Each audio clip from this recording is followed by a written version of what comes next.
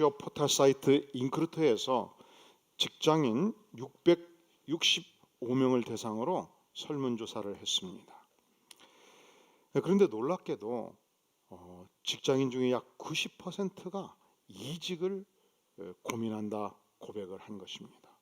10명 중에 9명이 내가 오늘 출근하면서 계속 이곳에 있어야 되냐 떠나야 되냐로 고민한다는 것입니다. 그 이유를 조사해 봤습니다. 그랬더니 15%가 상사의 잔소리가 싫어서 떠나고 싶다는 거예요.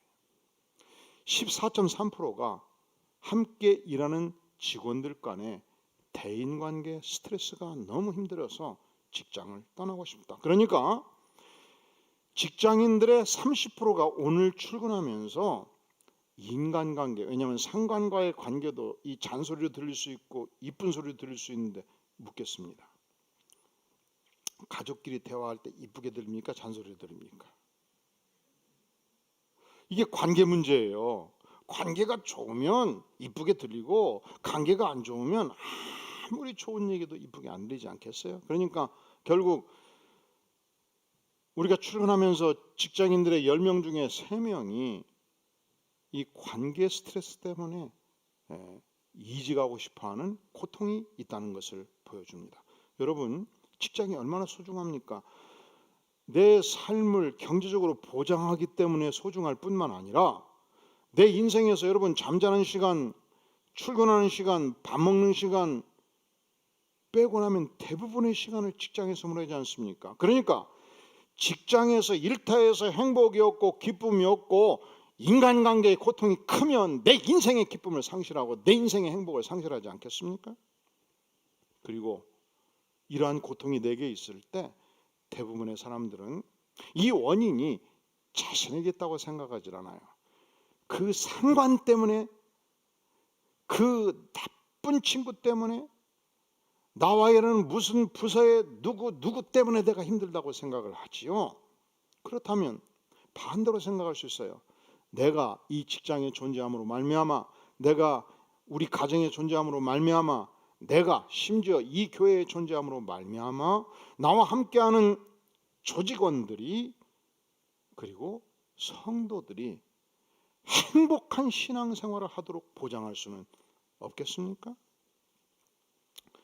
지난주 제가 오랜만에 스승 되시는 홍정일 목사님을 만나 뵈었습니다. 보니까 저보다 딱 띠동갑이거든요. 12살 위신데 깜짝 놀랐어요. 폭상 늙으셨더라고. 혹시 아시는 분 이 말처럼은 절대 안 되지요. 그런데 내가 실망이 되더라고요. 왜냐하면 저는 지금 40대라고 생각하고 사는데 12년 지나면 전향만같이 되겠네. 그런데 그런 말씀을 하셔요. 한 권사님이 홍 목사님을 찾아오셨습니다. 그런데 그 권사님께서 과거 20년 전, 30년 전 함께 신앙생활했던 그 남서울교회 집사 권사들의 모임을 갖게 되었는데 그 모임에서 이구동성으로 우리가 그때 그 시절 남서울교회에서 주님을 섬길 때 너무너무 행복했습니다. 이 표현을 듣고 너무 당신이 행복하신 거예요. 여러분이 속한 모든 공동체에 이 영적인 행복이 넘쳐나기를 주의 이름으로 축원합니다. 우리가 20년 지나고 30년 지났을 때 그때 내가 함께 신앙생활했던 공동체에서 나는 너무 행복했다 이렇게 고백할 수 있기를 간절히 바랍니다. 우리 교회는 초창기부터 교회의 목표를 바꾸질 않아요. 어떤 교회는 매년 바꾸는데 그냥 아무도 기억을 못하더라고. 작년 표가 뭔지 목표가 뭔지. 우리 교회는 한 번도 바꾼 적이 없어요. 너무 소중한 목표는 평생 수행해도 다 수행을 못하잖아요. 네 번째 기억하시는 분. 인생의 행복과 영혼의 기쁨을 누리는 교회. 그렇다면 우리가 어찌해야 내가 속한 공동체의 구성원들이 나와 더불어 행복한 인간관계를 형성하고 행복한 신앙생활을 과연 할 수 있겠습니까? 유명한 찰스 셸든이 예수님이라면 어떻게 하실까요? 이런 책을 썼습니다. 제목이 In His Step예요. 우리는 그리스도의 제자입니다. 그래서 날마다 우리가 어려운 상황에 처할 때, 심지어 인간관계에 고통스러운 상황이 있을 때조차도 예수님이 이곳에 계시다면 어떻게 하실까? 그 예수님의 발자취를 따라가 보는 거예요. 놀랍게도 감사한 것은 우리 예수님께서는 지상의 생애, 그 모든 생애의 모습들을 사복음서를 통해서 다 남겨두셨습니다. 예수님은 전능하신 하나님이십니다. 인간의 몸을 입고 이 땅에 오셨습니다. 그리고 백성들을 만나셨고 말씀하셨고 집요하게 당신을 공격하는 바리새파 지도자들도 상대하셨고, 그리고 수많은 영혼들에게 긍휼을 베풀어 주셨습니다. 그렇다면 우리는 누굽니까? 오늘 말씀의 2장 1절에 보면 내 형제들아 영광의 주 곧 우리 주 예수 그리스도에 대한 믿음을 너희가 어떻게 했다고요? 가졌나니. 우리는 예수 그리스도가 전능하신 하나님이신 것을 믿습니다. 우리는 예수님이 내 인생의 모델이시라고 믿습니다. 우리는 예수님이 구세주라고 믿습니다. 그래서 우리는 예수님의 발자취를 당연히 따라가는 사람들이죠. 사랑하는 성도 여러분, 여러분이 어떤 공동체에서 관계 스트레스 때문에 그 직장을 떠나고 싶을 때, 어떤 스트레스 때문에 너무 힘들 때 절대로 상대방으로부터 문제를 찾지 마십시오. 하나님께서 은혜 가운데 주권적으로 살아계신 하나님께서 나를 이 공동체에 보내주셨고, 그분도 이 공동체에 전능자 하나님이 보내주셨습니다. 이것이 켈빈주의 주권사상이에요. 하나님은 전 우주를 통치하시고 그 전능자 하나님께서 당신과 나를 만나게 해주셨습니다. 여기서 행복을 창조하는 것은 하나님의 은혜로 나로부터 창조되는 것입니다. 우리 예수님이 어느 날 예루살렘에서 갈릴리를 향해서 제자와 함께 걷고 있었습니다. 사마리아를 지날 때 그곳은 사막지대였습니다. 태양은 장렬하였습니다. 엄청나게 피곤하셨습니다. 더웠습니다. 드디어 우물가에 당도한 것입니다. 그 더운 여름철, 그 더운 때낮에 한 여인이 물을 깃고 있었습니다. 그렇습니다. 이 여인은 정상적인 여인이 아니었습니다. 남자가 5번째 남편이 있었고 지금 사는 남자는 6번째 남자입니다. 유대 율법에 의하면 이런 여인은 그 시대 율랑 여성과 다름없이 취급되었습니다. 그래서 그는 동네 아낙들이 시원할 때 오전에 저녁에 우물가에 모여서 빨래하고 같이 대화를 나누는 그 현장에 낄 수가 없었습니다. 그러니까 그 더운 대낮에 물동이를 이고 우물가에 왔을 때 예수님께서 이 여인을 향해서 나에게 물 한 잔 줄 수 없겠습니까? 물었습니다. 깜짝 놀랐습니다. 왜냐하면 그 시대는 남녀 차별이 굉장히 강했던 사회였습니다. 심지어 성가대 수를 세도요 7명밖에 안 계시네요. 그래요. 그러면 제가 누구만 셌습니까? 남자만 센 거죠. 그런 시대였습니다. 그리고 유대의 남성들은 이방인들을 인간 취급하지 않았어요. 야만인으로 취급을 한 것입니다. 그러니까 이 여인은 이방의 피가 섞인 잡종 사마리아인이었죠.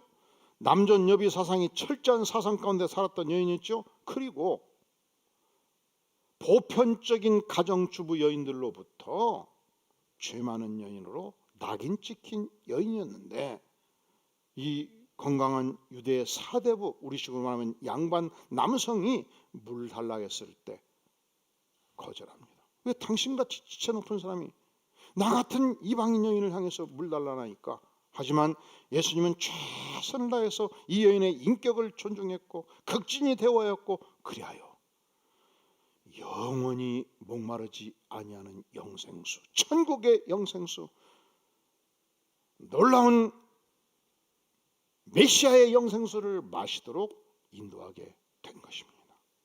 이 여인은 감격이 있었습니다. 감동이 있었습니다. 이 여인은 자신이 무엇을 위해서 이 우물가에 나와 있는지 자신의 직분을 잃어버렸습니다. 물동이를 집어 던졌습니다. 동네를 향해서 자기를 손가락질하는 여인들을 불러 모았습니다. 내가 메시아를 만났습니다. 내가 예수님을 만났습니다. 여러분도 내가 만난 구세주를 만나시기를 바랍니다.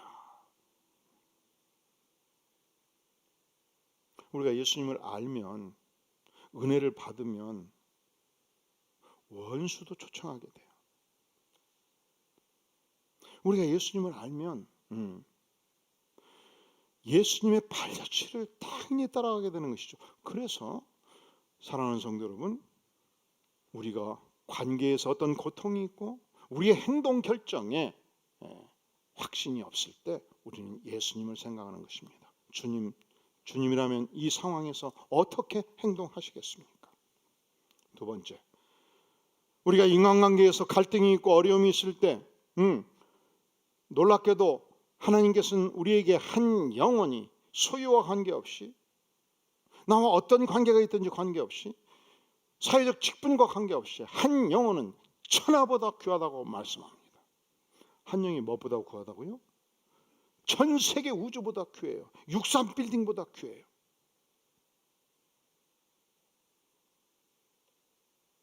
그렇기 때문에 우리는 소유의 과다의 관계없이, 사회적 직분의 과다의 관계없이 차별되지 않고 한 영혼 자체를 소중히 여기는 삶이 우리에게 필요하다고 말씀합니다. 놀랍게도 야고보 선생이 살았던 그 시대, 이 초대교회 시대에 인간을 차별하는 모습이 있었습니다. 어떻게 차별을 했습니까? 오늘 말씀의 2절에 보면, 만일 너희 회당에 금가락지를 끼고 아름다운 옷을 입은 사람이 들어오고 또 남루한 옷을 입은 가난한 사람이 들어올 때에 너희가 아름다운 옷을 입은 자를 눈여겨보고 말하되 여기 좋은 자리에 앉으소서 하고, 또 가난한 자에게 말하되 너는 거기 서 있든지 내 발등상 아래에 앉으라, 이렇게 말하는 일부의 교회가 있었다는 거예요. 우리는 다 똑같은 의자지요. 근데 그 시대에 그러지 않았다는 것입니다. 그 시대는 주인이 있고 종을 200명, 400명, 1000명 거느리는 귀족이 있고, 그리고 그 귀족을 수행하는 종들이 있었던 시대입니다. 그 시대적 상황에서 교회에 지체 높은 사람들이 앉을 수 있는 소파 같은 거대한 의자들이 있었습니다. 그런데 보니까 전사님이 딱 보니까 치렁치렁 비싼 귀걸이도 하고 팔찌도 끼고 5천만 원짜리 밍크 양복도 입고 종 3명을 달고 그 지체 높으신 귀족 부인께서 당도하신 거예요. 어서 오셔서 깊숙이 절을 하고 이 자리에 앉으소서 하니까, 이게 보통 의자입니까? 편안하게 앉으니까. 그리고 이런 의자는 좀 높지 않습니까? 그래서 발등상이 필요해요. 발 받침대가 필요하단 말이죠. 그것도 두 발만 딱 올려놓으면 끼우뚱끼뚱 할 수 있으니까 넓게 발등상, 발 받침대를 만들어 놓고 그 발을 그 위에 탁 올려놓고 편안하게 예배를 드리고 있었습니다. 그런데 보니까 남루한 옷을 입고 머리는 제대로 안 감아서 뒤는 돌아가고 있고 눈곱도 안 껴서 힘들게 가난해서 사는 게 힘드니까 들으니까 위를 보고 아래를 보고, 아니 그냥 저 뒤에 앉아. 그래도 앞으로 가니까 이 귀족의 발판 옆에 앉으라고, 여기 앉으셔. 그러는 습관이 교회에 있었다는 거예요. 이것을 야고보 선생은 어떻게 평가하는가? 우리 다 함께 4절 한번 읽어보겠어요. 시작. 너희끼리 서로 차별하며 악한 생각으로 판단하는 자가 되는 것이 아니냐. 이것이 악한 생각이라는 거예요. 이것이 인간 차별이라는 것입니다. 여러분, 우리 예수님께서 십자가에 피 흘려 돌아가실 때 남루한 옷을 입고 가난한 자의 모든 죄를 안고 돌아가셨습니다. 우리 예수님께 십자가의 피 흘려 돌아가실 때 지체 높은 여인들의 모든 죄도 안고 십자가에 돌아가셨습니다. 예수님은 사회적인 지위가 높은 자의 죄도 안고 돌아가셨고 사회적으로 지위가 낮은 자의 죄도 안고 십자가에서 돌아가셨습니다. 그러니까 여러분이 내일 출근해서 지난 10년 동안 내가 승진할 때마다 나를 모함하고 나를 괴롭혔던 그 인간의 죄도 예수님께서 십자가에 안고 돌아가셨습니다. 미워 죽겠다고요. 그 영혼도 여러분 깊이 연구하면요 불쌍한 영혼이에요. 그가 그렇게 될 때까지 중고등학교 때 나쁜 친구 만나서 밤생활 휘젓고 다니다가 성격이 버린 거예요. 그게 아직도 남아있어 갖고 조직사회에서 원수는 처단하는 거다. 이 습관 때문에 그럴 수 있고 말이죠. 어린 시절 자랄 때 폭력적인 아버지한테 시달려가지고 정상적으로 인간관계를 맺지 못해가지고 경쟁 대상자들을 과감하게 제거하는 습관이 들어서 그럴 수 있단 말이죠. 제가 우리 목회팀에게 가끔 성도 관계가 어렵거나 교육자 관계가 어려운 분이 있으면 그런 얘기도 해요. 목사님 조직신학 공부했죠? 전사님 공부했죠? 이 조직신학이 신학에서 가장 복잡한 학문이에요. 책만 8권이에요. 조직신학 공부하듯이 그 영혼을 한번 공부해 보시오. 연구해 보시오. 여러분 어떤 인간도 깊이 연구하면 진짜 불쌍해요. 여러분 김경선 목사도 불쌍한 사람이에요. 엄청 불쌍한 사람이에요. 여러분 1200명의 성도들이 저도 인간이기 때문에 실수할 수 있고 넘어질 수 있지 않겠습니까? 그때 화살을 쏘면요 제가 살아남을 재주가 없어요.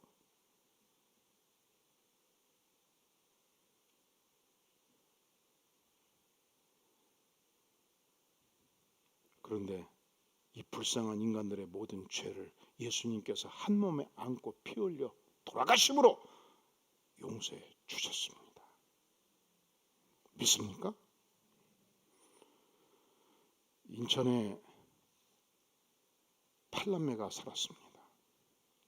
제가 인천에서 목회했던 분 알아가지고 요즘 몇 개 인천 예화를 많이 듣는데, 근데 어머니가 마지막 8번째 아기를 낳으면서 결국 세상을 떴습니다. 근데 이 7남매가 막내를 그렇게 이 애지중지하면서 잘 키우고 사랑으로 키우는 거예요. 동네에 소문이 났어요. 어찌 그렇게 어머니도 없이 이렇게 잘 키우냐. 그래서 어느 이웃이 물었습니다. 아니 어떻게 7남매가 한결같이 막내를 극진하게 그렇게 잘 키우냐고. 그랬더니 아니 우리 어머니가요 돌아가실 때 막내를 낳으면서 돌아가셨거든요. 근데 어머니가 간곡히 우리한테 한 사람 한 사람 눈빛을 보면서 부탁을 했어요. 얘들아 너희가 합심해서 나를 대신해 이 아이를 잘 기르다오. 그리고 나를 보고 싶거들랑 이 아이를 봐주면 되지 않겠냐. 그래서 엄마가 세상 뜬 뒤에 엄마가 너무 그립고 엄마가 너무 보고 싶으면 누구한테 달려갔어요? 이 막내한테 달려가서 엄마의 얼굴을 보고 이 막내를 애지중지하면서 엄마가 우리에게 남겨둔 선물이라고 생각하고 기렸다는 것입니다. 여러분 우리가 가정에서 그리고 확대된 가정에서 시댁과의 관계에서 친정과의 관계에서 그리고 출근했을 때 확대된 직장인 관계에서 고객 관계에서 반드시 왼수 같은 존재가 있을 수 있습니다. 잊지 마세요. 우리 전능하신 하나님의 아들 예수 그리스도 그분은 그 왼수의 죄를 위해서도 십자가에 엄청난 대가를 치르고 돌아가셨습니다. 그렇다면 예수님께서 그 영혼을 귀히 여기신 거 아니겠습니까? 예수님이 내 인생의 구세주시라면 예수님께서 귀하게 여기신 그 영혼을 나도 귀하게 여겨야 되지 않겠습니까? 또한 오늘 말씀 9절에 보면 만일 너희가 사람을 차별하여 대하면 죄를 짓는 것이라 말씀했습니다. 여기서 사람을 차별하여 대한다는 말이 과거 한글판에는 사람을 외모로 취하면 이렇게 돼 있어요. 같은 말입니다. 그러니까 외모로 봐서 교양 있게 보이고 잘생겼고 좋은 옷을 입었으면 선대하고, 외모로 봐서 교양 없이 보이고 그리고 남루한 옷을 입었으면 홀대를 하고, 이렇게 외모로 사람을 취하면 그것이 하나님 앞에서 범죄하는 것이다, 그렇게 말씀하지 않습니까? 여러분, 우리가 신앙생활하면서 교회에 올 때 절대로 인간 차별하면 안 되죠. 오히려 고통하는 자, 남루한 자, 어려운 자를 위해서 더 많이 기도하고 섬기는 백성들이 될 수 있기를 간절히 바랍니다. 사랑하는 성도 여러분, 여러분들이 저를 담임 목사로서 우리 목회팀을 대접하는 거 너무너무 감사를 드립니다. 그러나 여러분, 좀 더 깊이 생각해 보세요. 내가 함께 신앙생활하는 이 교회의 목장 공동체, 내가 오늘 또 출입하는 이 아파트의 어려운 한 가정, 그 한 가정 고통하는 목원들을 위해서 내가 하나님이 내게 주신 자금을 쓰고 하나님이 내게 주신 은사를 발휘해서 그를 돕는 헌신은 하나님의 입장에서 보면 동등 가치가 있어요. 아니, 오히려 좀 더 깊이 생각하면 우리 목회팀은 하나님께서 영혼들을 도우라고 죽을 길을 가라고 부르신 자들이에요. 그러니까 우리에게 고통이 있으면 자기 스스로 이겨나가야 돼. 그런데 우리의 이웃집에서 쓰러진 영혼은 스스로 일어설 수가 없잖아요. 아파하고 어려워하는 나의 목원들은 스스로 있을 수가 없잖아요. 그래서 그들을 위해서 하나님이 내게 주신 은사를 발휘해서 돕고 내게 주신 자금을 투입해서 돕는 것은 훨씬 더 위대한 가치가 있는 것입니다. 그런 거로 사랑하는 성도 여러분, 예수님께서 살았던 그 삶의 방식을 따라서 결코 눈에 보이는 것으로 인간 차별하지 아니하고 오히려 고통하는 영혼들을 위해서 기도하고 마음을 쓰고 헌신하는 삶의 축복을 누릴 수 있기를 주의 이름으로 축원합니다. 제가 1989년도 반포 남서울교회 부목사로 부임을 했습니다. 그 이듬해에 장로 권사 안수집사 선거가 있었습니다. 당시 장로 안수집사로 출마했던 분들이 아주 사회적으로 쟁쟁한 분들이었어요. 공격회 사장단들, 그리고 심지어 장관급까지 있었습니다. 근데 그 당시 이 남서울교회에서 관리 집사님이 학력은 그렇게 없으신 분이었지만 그렇게 교회를 열심히 섬기셨습니다. 성도들의 어려운 일들을 그렇게 없는 살림에 돌보셨습니다. 단 한 번도 그 입술에서 불평하는 일이 없었습니다. 그분은 살아있는 성자였어요. 그런데 투표가 끝났을 때 당시 현직 장관급 그 유명한 인사들이 많이 떨어져 버렸고요. 그리고 관리 집사님이 당선이 된 것입니다. 그 사건에 대해서 우리 모든 목회팀, 당시 남서울교회 목회팀과 그 당시 이 남서울교회 성도들은 그냥 당연하게 생각했어요. 당연하게 올 것이 왔다. 당연히 그렇게 해야 된다. 그런데 며칠 지나고 나서 그 유명한 언론사에서 취재가 나왔습니다. 그리고 전국의 교회에서 막 전화가 오기 시작했어요. 그게 첫째로 사실이냐, 두 번째로 어떻게 교회에서 그런 일이 있을 수 있냐. 그래서 깜짝 놀랐어요. 아니, 당연히 교회는 그러는 거 아니에요? 교회가 사회적으로 지위가 높다고 그래서 재벌 회장이라고 그래서 장관이라고 그래서 교회에서 그런 사람들 표주고 대우하고 어렵다고 그래서 그런 사람들을 대우 안 하고, 이게 교회가 아니잖아요. 교회는 하나님을 사랑하는 사람들이 정성껏 헌신해서 그 믿음 따라 신앙 따라 인정받고 지도자가 되는 것이 마땅한 거 아니겠습니까? 할렐루야. 그때 우리 한국교회가 대단히 많이 병들었구나. 교회도 사람을 외모로 취하는 잘못된 습관이 우리에게 있을 수 있겠구나 하는 생각을 했습니다. 여러분, 사람을 외모로 취하는 삶을 살면 본인이 불행해요. 그리고 그렇게 대접받는 사람들도 불행할 수 있습니다. 하지만 사람을 예수님께 십자가에 피 흘려 죽기까지 하시면서 대가를 치르고 사신 소중한 영혼으로 알고 그가 지위가 있든지 없든지 재산이 있든지 없든지 한 영혼 한 영혼을 소중하게 알면 그 공동체는 영광스러운 공동체가 됩니다. 그 공동체는 생명력이 약동합니다. 그 공동체는 행복한 공동체가 되는 것입니다. 혹시 여러분 중에 사회적으로 높은 지위가 있거나 또 재산을 많이 가진 분이 계십니까? 그렇다면 이 공동체에 들어올 때 모든 것을 내려놓고 들어오시기를 바랍니다. 이것은 나의 인격과 전혀 관계가 없는 것입니다. 내가 재벌 회장을 해서 인격이 100이 되고 내가 직장이 없다고 해서 인격이 제로가 되는 것이 아니지 않습니까? 이건 나의 인격과 전혀 관계가 없어요. 오히려 여러분, 섬김을 받는 인격보다 섬기는 인격이 훨씬 더 위대한 인격이요 행복한 인격입니다. 그래서 우리 교회는 예수님의 정신을 따라서 예수님의 말씀을 따라서 섬김이 지상 최대의 축복이라고 외치는 것입니다. 그리고 이 교회에서 지도자가 되시는 분들, 우리 목사님들, 전사님들, 장로님들, 안수집사들, 권사님들은 오고 오는 후대 세대를 향해서 그리고 지역사회를 위해서 끝없이 섬김의 축복을 온전히 온몸으로 체득하는 축복의 백성들이 될 수 있기를 주의 이름으로 축원합니다.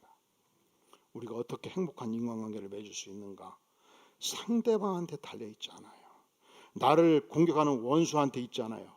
그러니까 여러분, 그 원수 때문에 직장을 떠나고 싶어서 떠나잖아요. 새로운 직장을 잡잖아요. 10배 더 나쁜 놈이 달라들어요.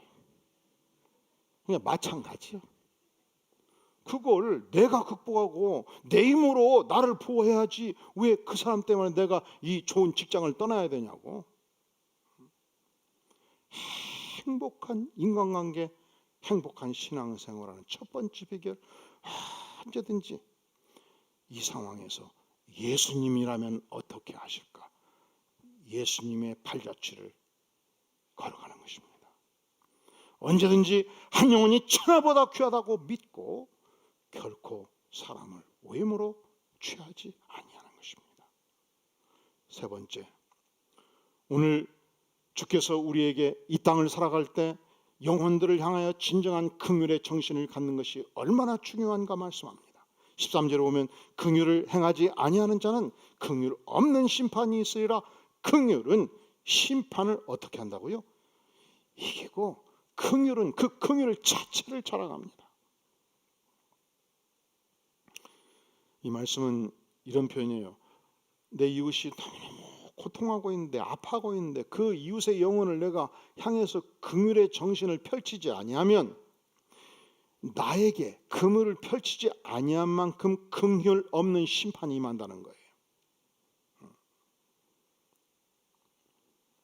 그래서 우리는 우리의 삶의 정황상 내가 움직이는 영역에서 누가 아파하는가 눈을 크게 뜨고 보시기를 바랍니다.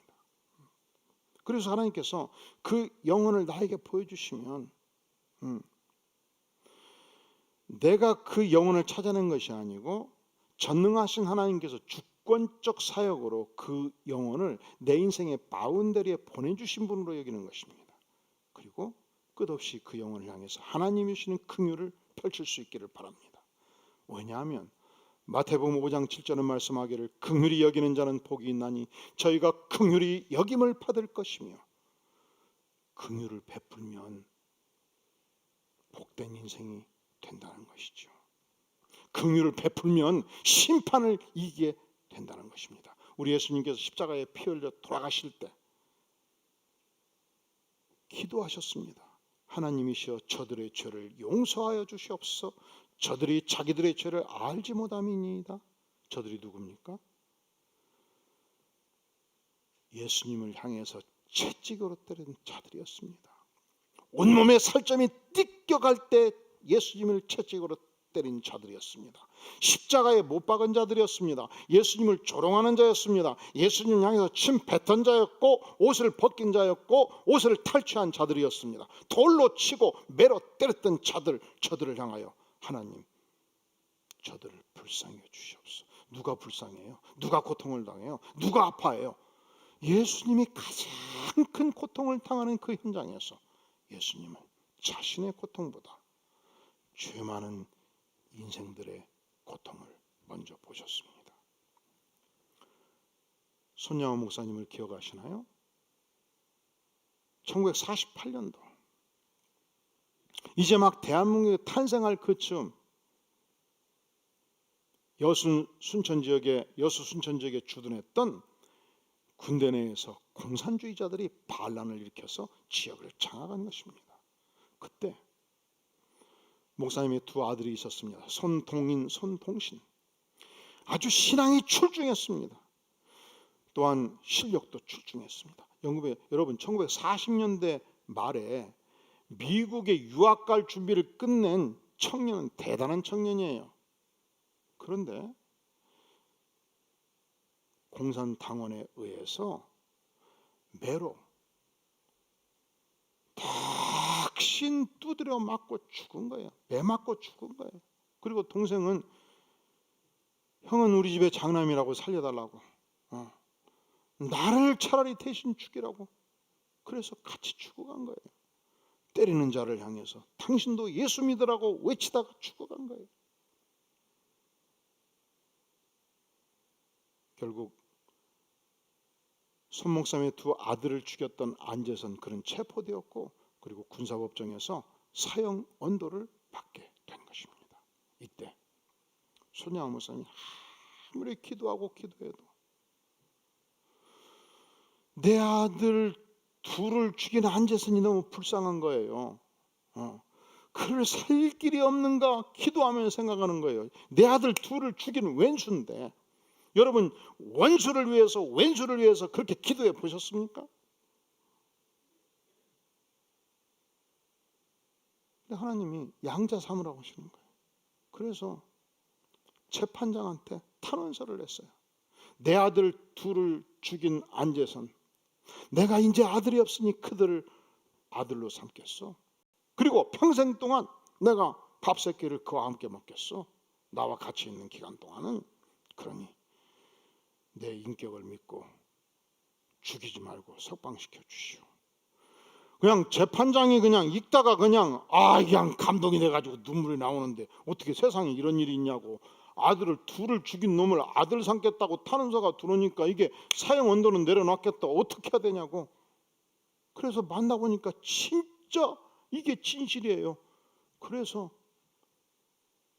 사형을 면하고 석방시켰고 손 목사님이 살아있는 동안 함께 겸상을 했고 안전에서의 아들이 오늘날 목사가 되어서 전국을 다니면서 복음을 증거하는 인물이 된 것입니다. 13절은 말씀합니다. 긍휼을 행하지 아니하는 자에게는 무엇이 있다고요?